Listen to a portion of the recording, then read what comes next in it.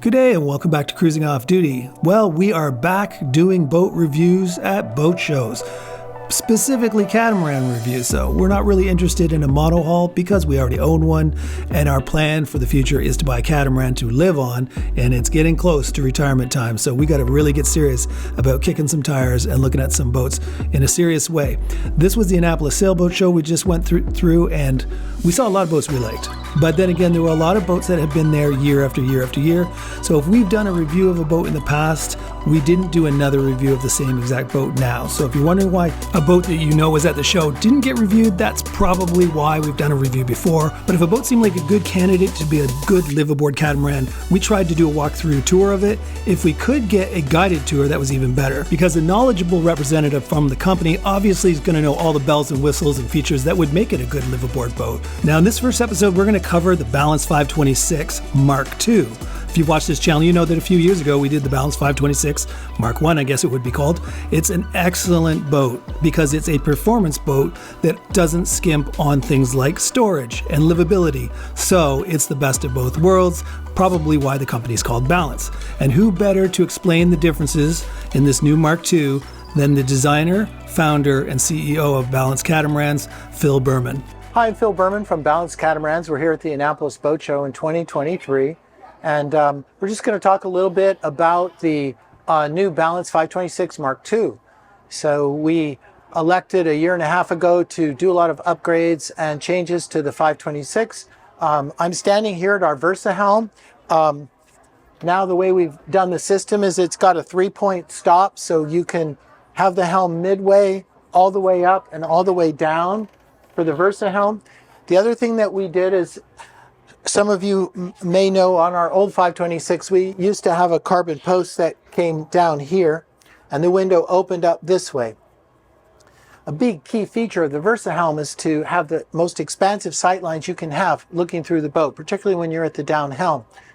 So by removing this post, we were able to expand the sight lines, and we did that by putting a carbon fiber beam all along underneath the boat to give it the stiffness that we needed. And then this window here now is electric and it goes up and down. So you press a button and then this window goes up and down.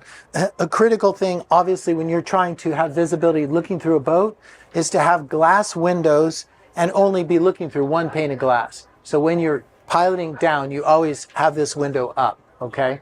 And then obviously you have the sliding door closed.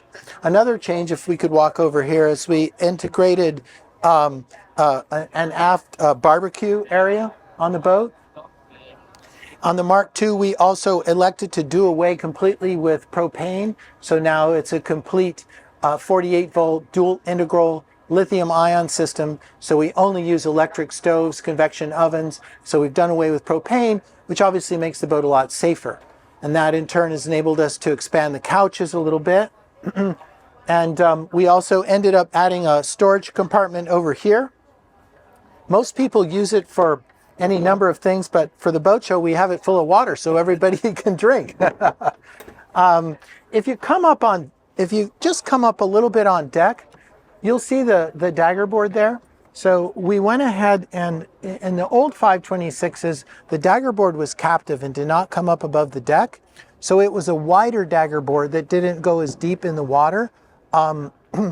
We decided to go ahead and do lower, taller dagger boards with a shorter chord section with a more of a performance profile. And then we matched that to new high performance rudders. So we've boosted the upwind performance of the boat even more than it was with the old dagger boards, but we've also with the new rudders, given it just a really perfect, balance on the foils. And as on all of our boats,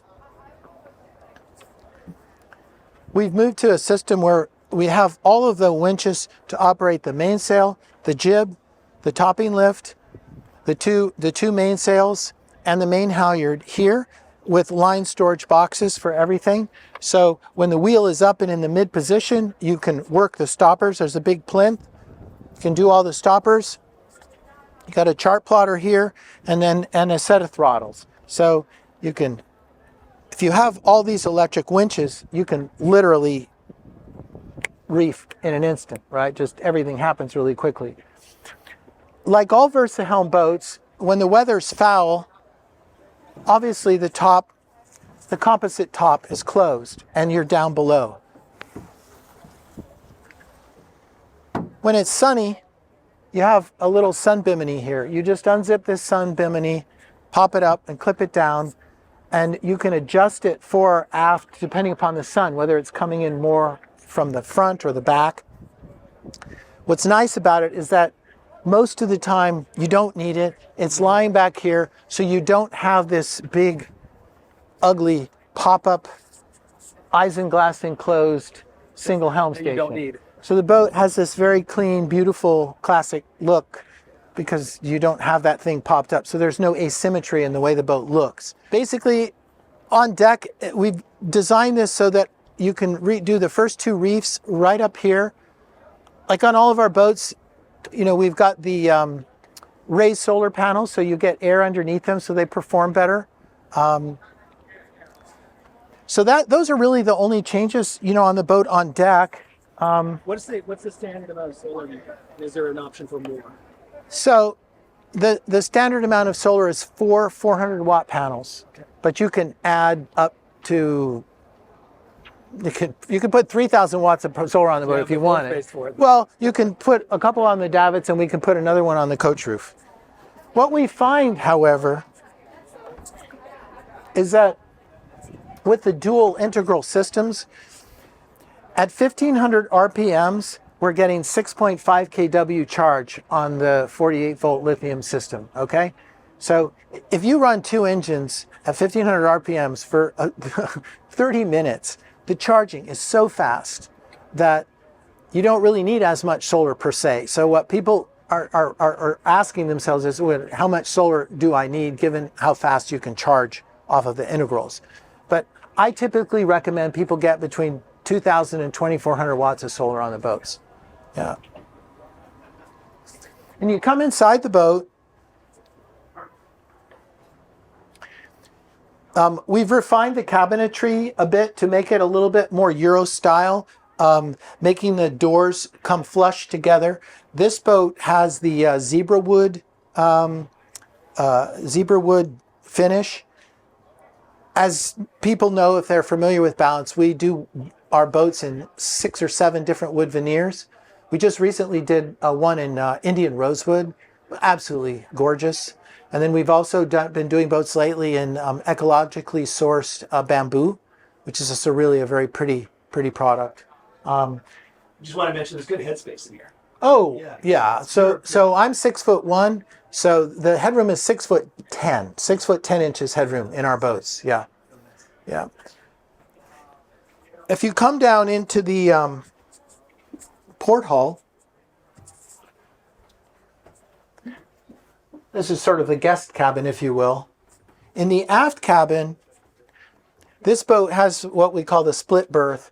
So we have a very thin divinycell panel that can go up and it can have 2 single beds. But if you want, you can just pull this panel out, slide it underneath the bed, and then it's a queen bed. Makes it very versatile if you've got kids. And you can also do this in the forward queen berth as well.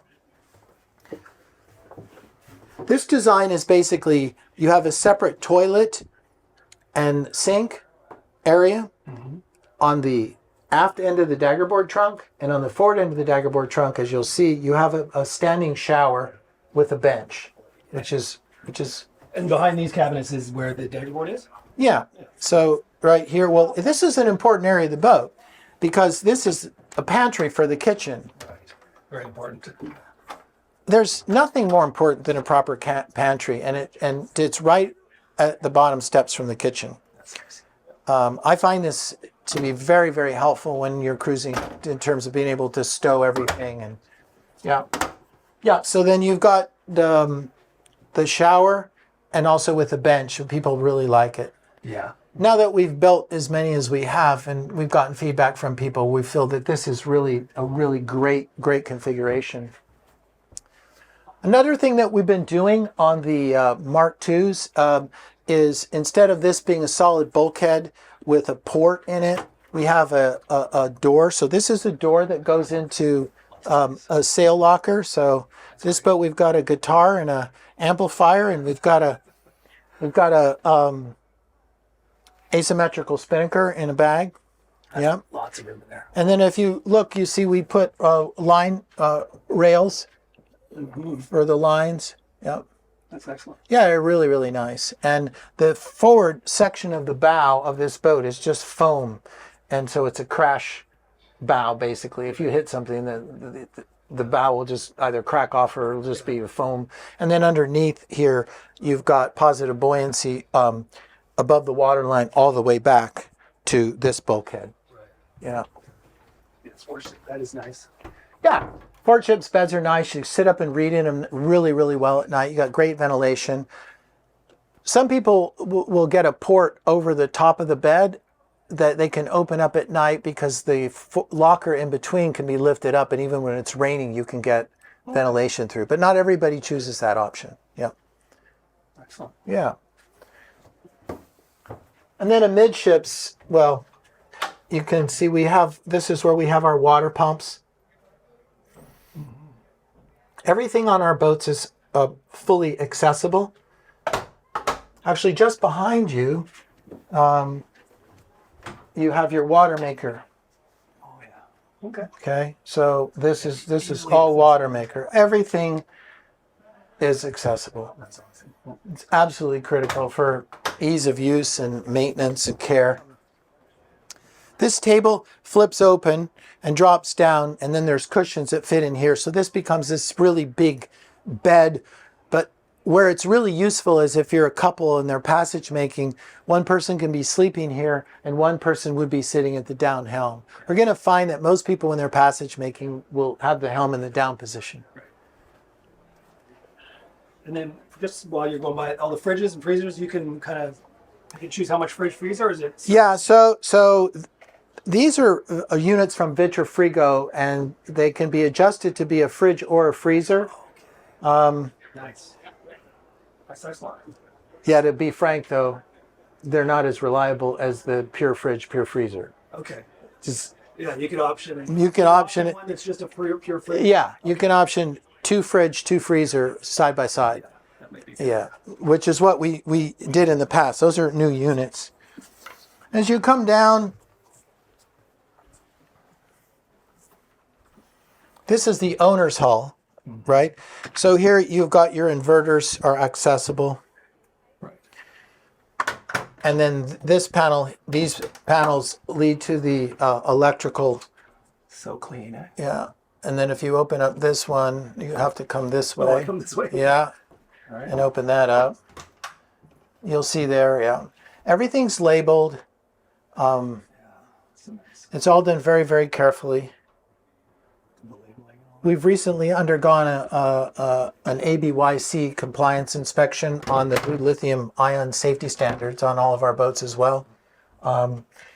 We build our boats to the CE standard because if you don't, then a European can't buy your boat and flag it. But the ABYC standards are typically a little bit higher, and while they're not obligatory, we try really hard to achieve those standards because they're higher standard. Right.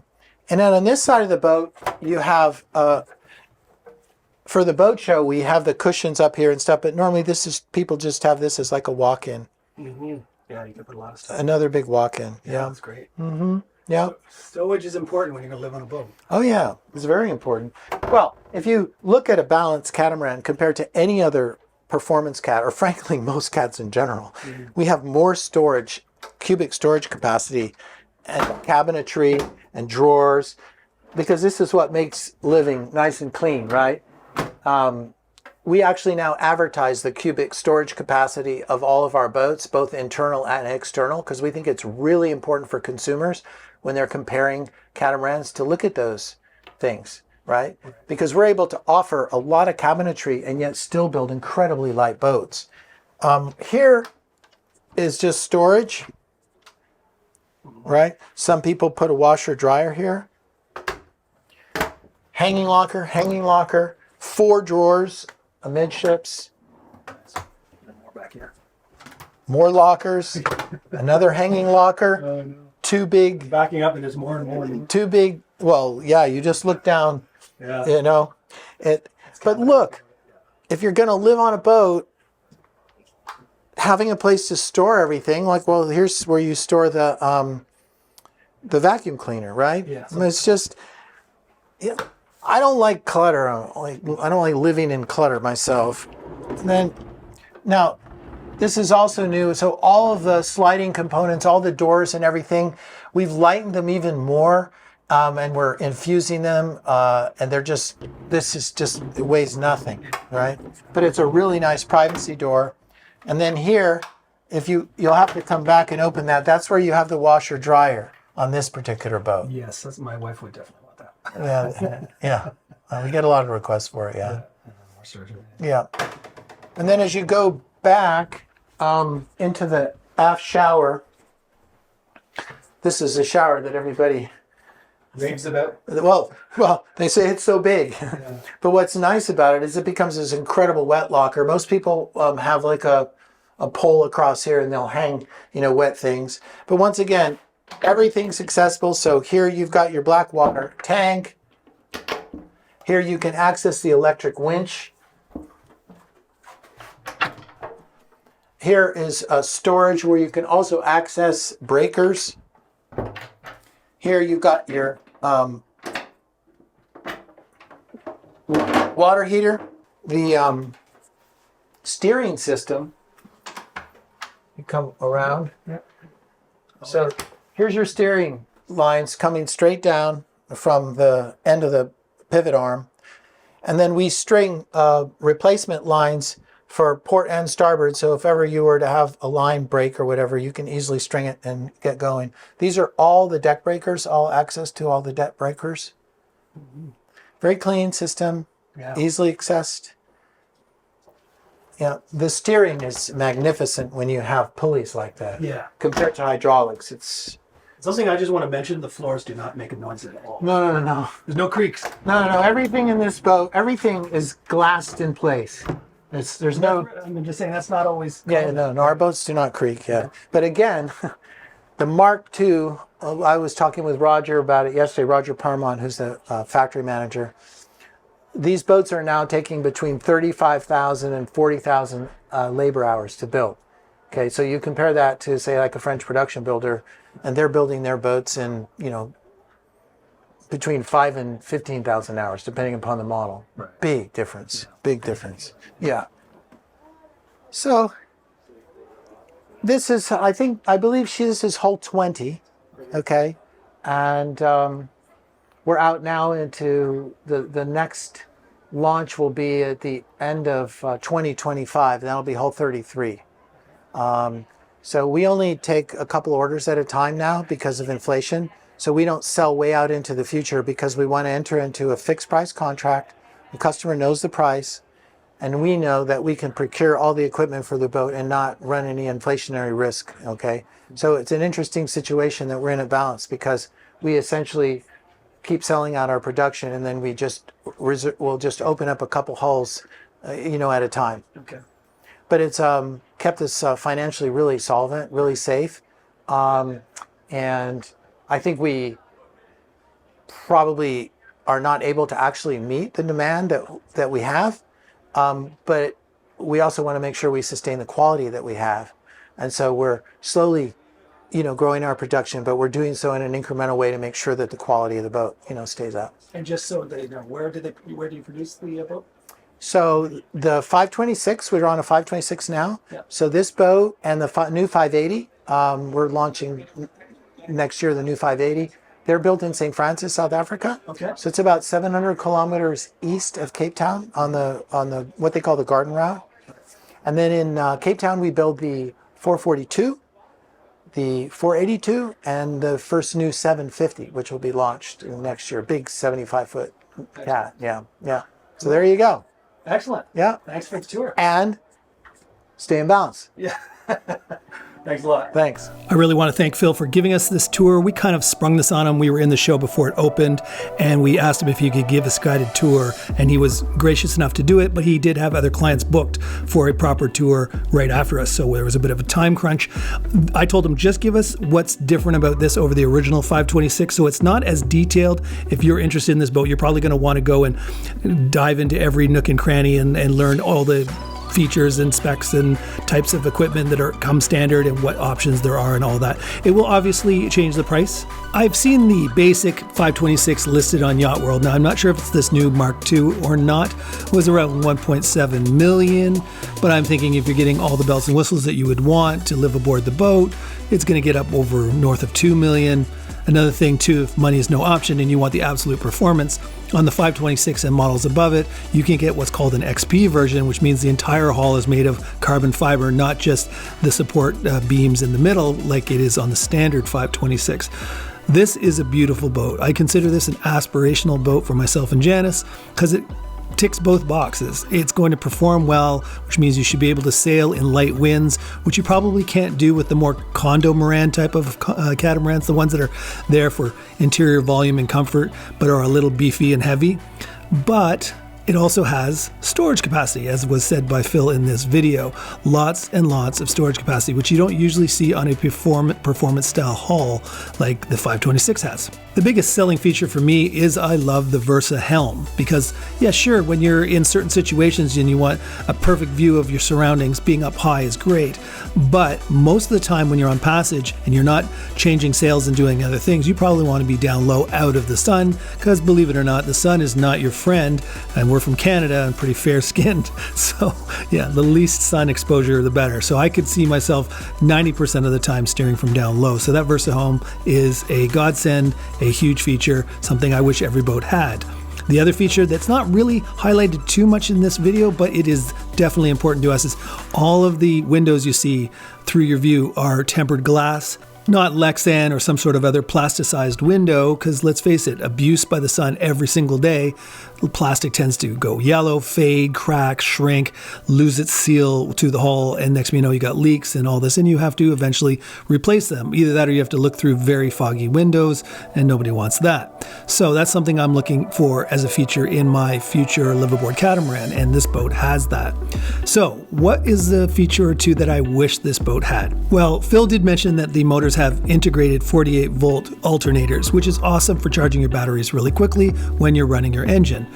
But I would like to have gone one step further. I would like to either have a hybrid electric where you've got a diesel engine with an electric motor strapped onto it through a transmission system. That's something similar to what the HH is doing, and I think that's the future. Hopefully Balance comes up with that. The benefit of that is that if you are just motoring in and out of a harbor, you don't have to fire up your diesel, because let's face it, diesels don't like to run for short periods. They're supposed to run for long periods and get hot. So if you're just going off an anchorage or something like that, you can just propel with electric power for short distances, and that's great. If you want to go longer distances, you can run the diesel engine, or some manufacturers are coming out with completely electric, no diesel engine, just a diesel generator.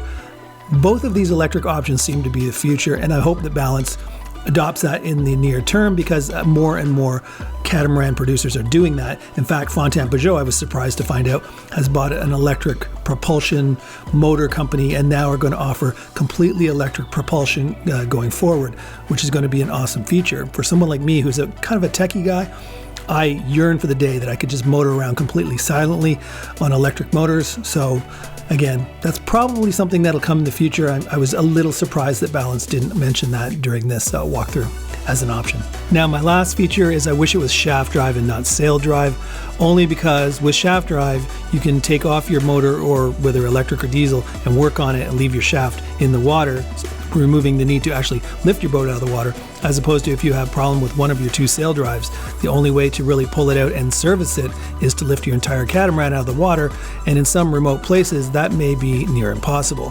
Now, the only upside is with the catamaran is you have two motors, so if one sail drive is giving you issues, you could just stop using it and just use the other engine until you can get to an area that has a big enough travel lift to actually lift your catamaran out and work on it. So it's not like you're completely pooched if your sail drive goes out, but you know, it's just nice to be able to work on things without having to lift your boat out of the water.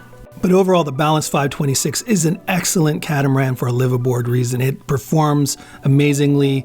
It also has lots of that comfort and livability that you want on a liveaboard catamaran.